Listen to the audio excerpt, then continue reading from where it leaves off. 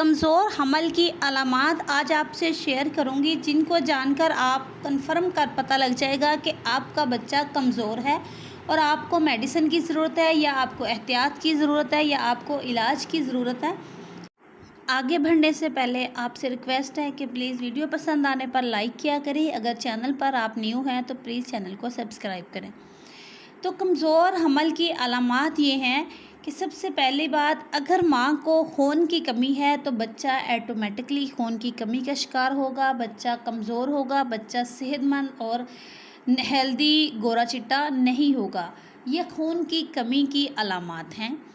اب اگر ماں کو بخار ہو رہا ہے بار بار تو بھی بچہ آپ کا کمزور ہوگا، بچہ صحت مند نہیں ہوگا۔ بخار ہونے کی وجہ کمزوری بھی ہو سکتی ہے، خون کی کمی بھی ہو سکتی ہے، بار بار ماں کو انفیکشن کی وجہ سے بھی بخار ہو سکتا ہے۔ تو یہ اگر آپ کو علامات ہیں تو آپ کو فوری اپنے ڈاکٹر کے پاس جانا چاہیے۔ اب آپ حمل ہونے سے پہلے فولک ایسڈ ٹیبلٹ کا اگر استعمال کرتے ہیں، پھر حمل ہونے کے بعد فولک ایسڈ ٹیبلٹ جاری رکھتے ہیں اور پہلے 3 مہینے آپ فولک ایسڈ استعمال کر رہے ہیں تو آپ کو کمزوری نہیں ہوگی۔ اس کے علاوہ کمزور حمل کی علامات، آپ کی فنڈل ہائٹ، آپ کا پیٹ کا سائز پیمائش کرنے پر اگر کم آ رہا ہے تو بھی آپ کا بچہ کمزور ہے، اگر زیادہ آ رہا ہے تو بھی آپ کا بچہ کمزور ہے۔ تو یہ اس کے ساتھ ساتھ الٹرا ساؤنڈ کروانے پر بچے کی جو ویکس ہیں، بچے کے سائز جو پیمائش کرتے ہیں، اگر وہ پیمائش ویکس کم آ رہے ہیں آپ کے تو آپ کا بچہ کمزور ہے، اگر ویکس زیادہ آ رہے ہیں تو آپ کا بچہ پھر بھی کمزور ہے۔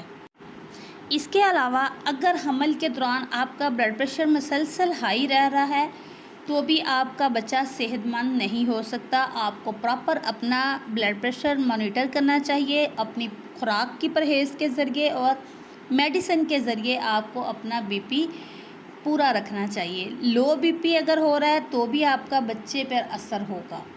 اس کے علاوہ اگر آپ کو شوگر ہے جو کہ حمل کی وجہ سے ہوئی ہے یا پہلے سے ہے، کوئی شوگر کے علاوہ کوئی اور بیماری ہے تو آپ کا بچہ کمزور ہوگا۔ تو اگر آپ ان بیماریوں کا علاج کر رہے ہیں، بر وقت میڈیسن لے رہے ہیں، پرہیز کر رہے ہیں تو بچہ آپ کا صحت مند ہو سکتا ہے۔ اس کے علاوہ اگر آپ کے پیٹ میں درد رہتا ہے، مسلسل پیٹ کے نچلے حصے میں درد ہے، کمر کے نچلے حصے میں درد رہتا ہے تو یہ آپ کے بچہ کمزور ہونے کی علامات میں ہے۔ پیٹ میں درد نہیں ہونا چاہیے، پیٹ میں درد ہونا ویکنس سے بھی پیٹ میں درد نہیں ہوتا۔ اس کے علاوہ 3 مہینے فولک ایسڈ کھانے کے بعد چوتھے مہینہ جیسا ہی آپ کو سٹارٹ ہوا، آپ نے آئرن کیلشیم نہیں لی تو پھر بھی آپ کا بچہ کمزور ہوگا، ماں بھی کمزور ہوگی۔ تو جیسے ہی آپ کو چوتھا مہینہ سٹارٹ ہوتا ہے، آپ 13 ویک سے آئرن اور کیلشیم کی ٹیبلٹ لیں گے، ہفتے میں ایک بار وائٹامن ڈی کی ٹیبلٹ لیں گے، وائٹامن D3، اور آپ منرلز لیں گے جس میں ایسی ٹیبلٹ جس میں وائٹامن K2، B12، B6 سارے وائٹامنز موجود ہوں۔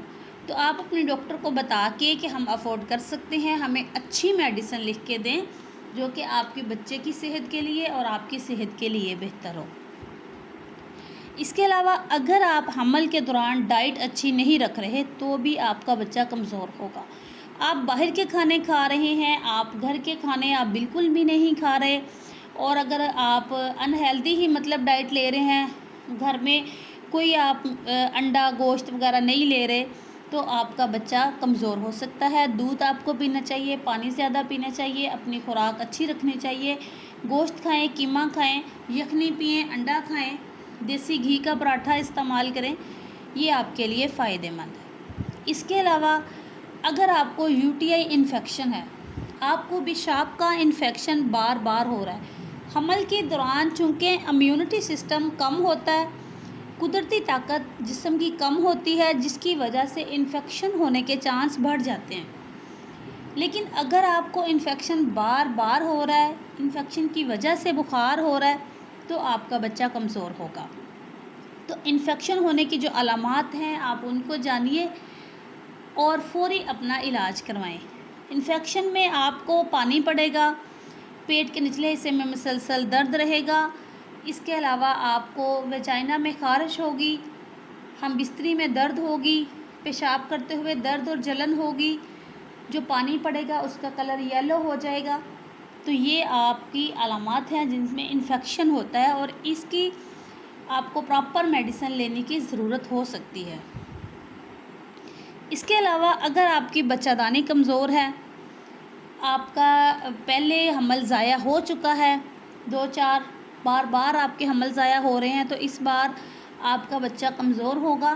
تو اس بار اگر آپ کا بچہ ضائع نہیں بھی ہو رہا لیکن آپ کا بچہ کمزور ہوگا، کیونکہ آپ کے حمل پہلے زیادہ ضائع ہو رہے ہیں، تو ان میں آپ نے وقفہ کرنا ہوتا ہے۔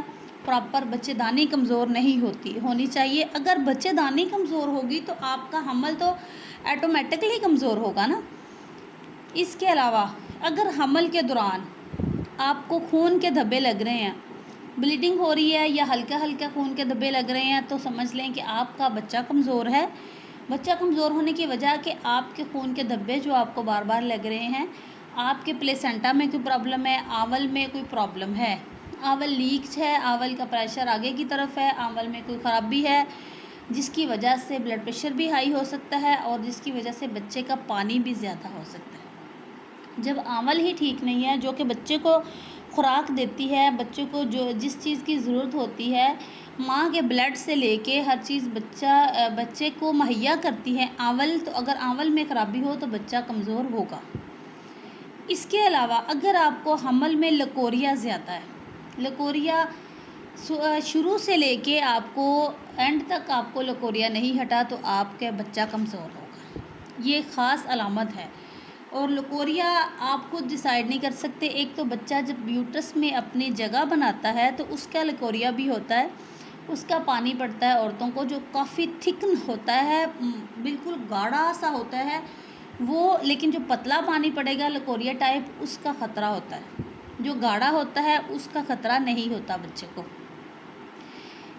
اسی لیے کہتے ہیں کہ آپ اگر باقاعدگی سے چیک اپ کرواتے رہیں گے اپنے ڈاکٹر کو تو آپ کو مسئلہ نہیں ہوگا۔